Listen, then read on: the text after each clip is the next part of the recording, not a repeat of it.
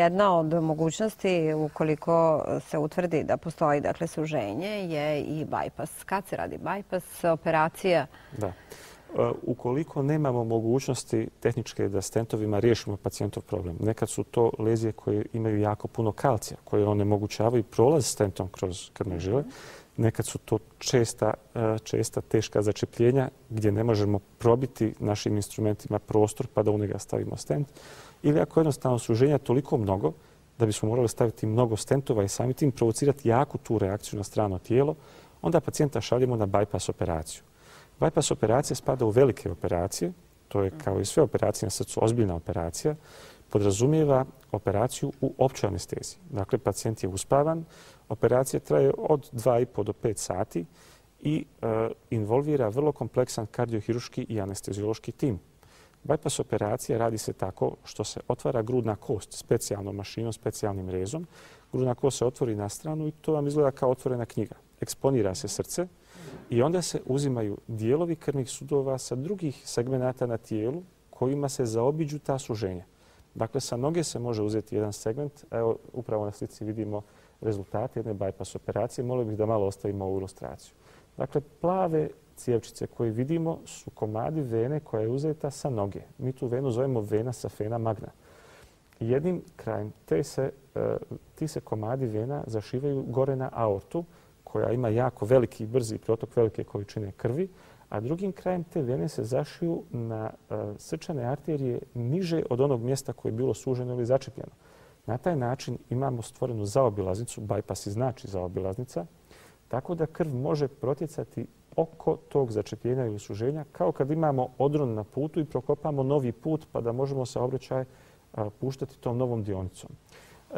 Treći bypass koji vidimo je crveni bypass koji ide sa jedne grane od potključne arterije. Granja je unutrašnja torakalna arterija koja je specifična po tome što nikad ne obolijeva od suženja koja su tipična za koronarne arterije. Budući da je takva i budući da možemo očekivati s njom ekstremno dobre rezultate pri bypass operacijama, onda se ta grana odvoji sa unutrašnje strane grudnog koša i spaja se na najvažniju, a to je prednja silazna arterija na srcu, tako da ta najvažnija arterija bude pokrivena najefikasnijim bypassom.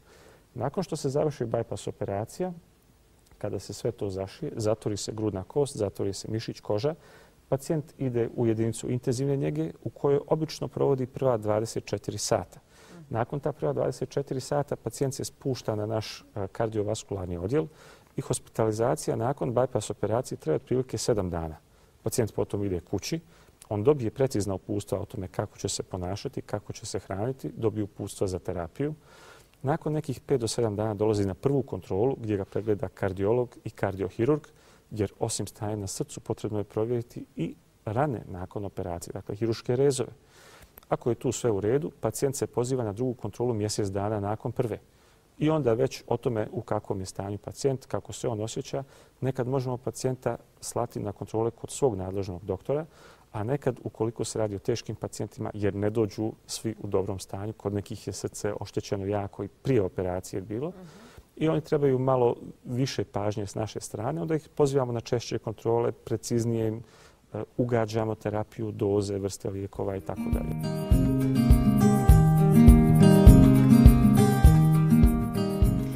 Šta je revaskularizacija srca sa jednim bypassom? Imao je pacijent infarkt prije 20 godina. Iz laktaša je ovo pitanje.